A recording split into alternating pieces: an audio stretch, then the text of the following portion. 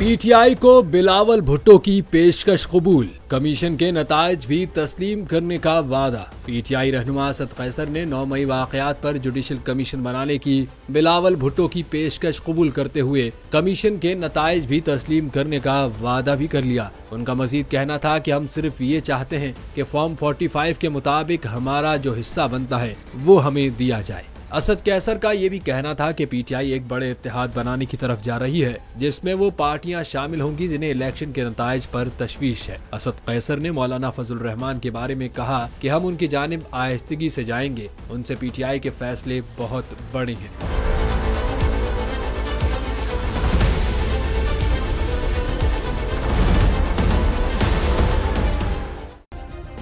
Subscribe करें और bell दबाएं ताकि कोई खबर रह न जाए।